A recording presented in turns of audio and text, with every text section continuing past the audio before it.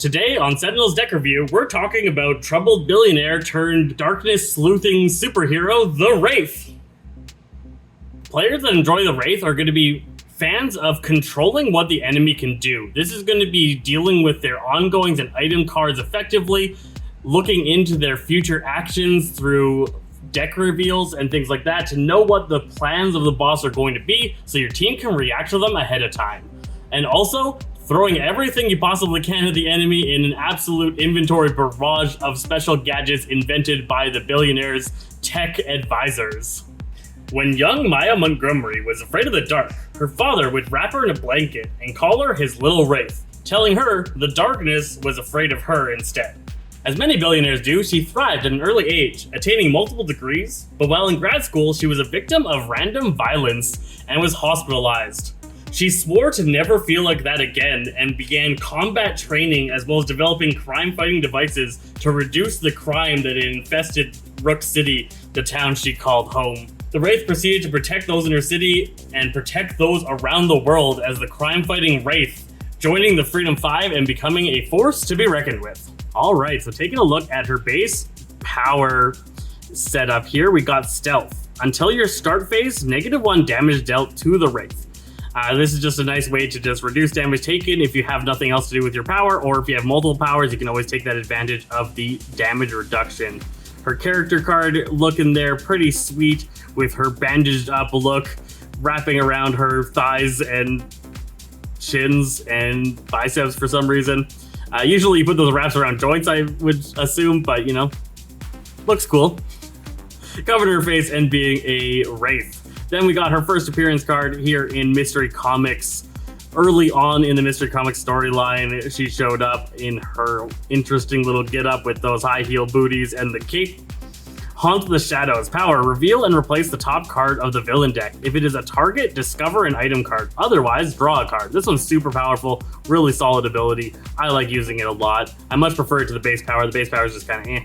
But those are the two kind of powers we got from the first Definitive Edition going on there. If we were to knock her out in the base form, will crime prevail? Here lies the Wraith.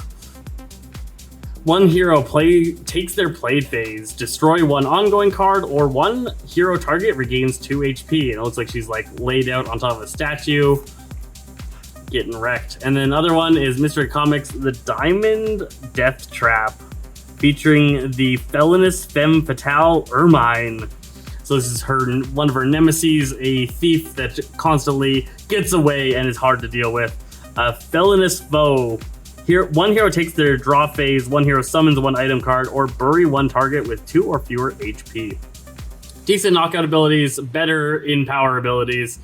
Pretty cool character. I like the stealth type characters, often sneaking about and taking out targets. It's of course very much a Batman kind of throw going on here with the billionaire turned stealth sleuther going on with the Wraith. Let's look at her deck here. So the deck cards are going to be big time about one-shots and items. So let's look at the one-shots first. So we got Abduct and Interrogate. The Wraith can deal one non-hero target 1 toxic damage. If the target is destroyed, reveal the top card of every deck. You may discard any revealed cards that play the other revealed cards. So this allows her to take out a henchman. If there's a low health henchman that she can deal 1 damage to and take out, she can interrogate them, figure out the plans, and set up a advantage for her team, getting a bunch of play cards for your allies while removing some obstacles from your opponents.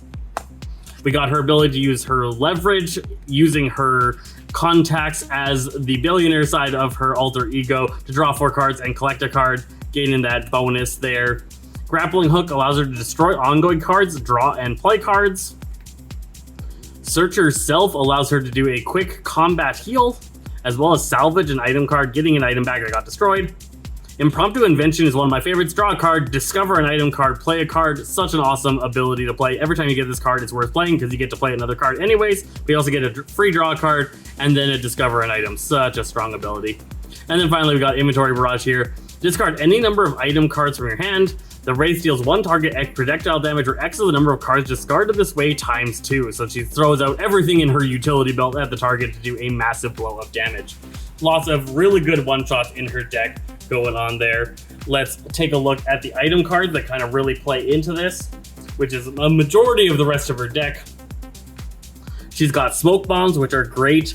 -1 damage dealt to hero targets, +1 damage dealt by the Wraith. So she takes advantage of that smoke cover to get advantage against her foes, and then the negative damage taken for your whole team can be such a lifesaver on so many different fights. Utility belt, standard Batman-esque character, either draw 2 cards or play 1 item card. You may use 1 additional power this phase, so the double power really lets her constantly keep the stealth up or keep looking into haunt the shadows while still being able to do other things. Solid ability. Throwing knives is a quick, small AoE, 3 targets, 1 projectile damage each.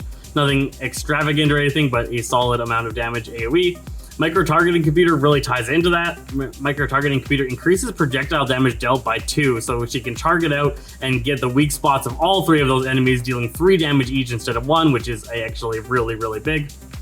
The Sonic Neutralizer removes an environment's text.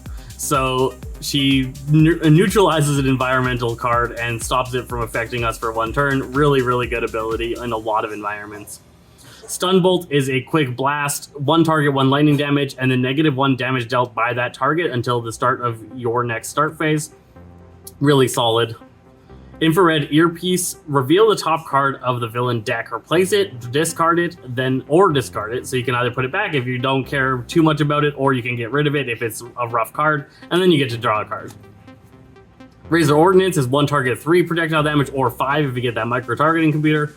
Really solid. And then Flashbang Projector, put 1 non-character villain target in play back on top of the villain deck, then destroy this card. So a big mean card came out that's stopping you from doing something, or you really don't want to deal with, or possibly that you want the boss to play again for whatever reason. You can put it back on top of their deck, especially if you had something like, you can put it back on top of your deck, and then you can use the micro-targeting or the earpiece to then discard it, right? So if the boss brought out like a 30 HP something, put it back on top of the deck, and then use that power to discard it, using both those powers using that utility belt.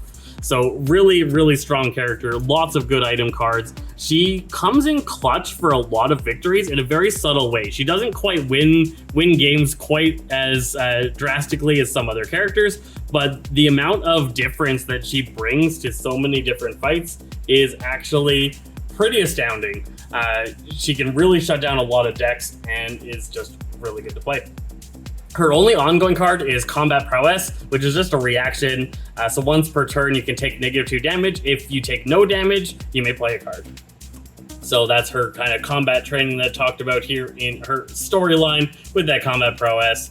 If you enjoy having control over the fight, getting lots of cards, drawing a huge amount of cards, and then sometimes being the one to get the final victory on the fight with that inventory barrage, the Wraith is definitely a solid character for you to pick up. Requires a little bit of understanding of the game to get good usage of that, like reveal cards and things like that exist. And if you don't have a strong understanding of the game, you can still just use things like the throwing knives or Razor Ordnance to do a decent chunk of damage. So it's still a reliable character to play. Definitely one of the ones that's really good for new players to pick up to learn both the basics and the advanced features of this game. That's the Wraith, one of the Freedom 5 and one of the top heroes in the Sentinels multiverse. Hope you guys enjoyed, and we will catch you next time.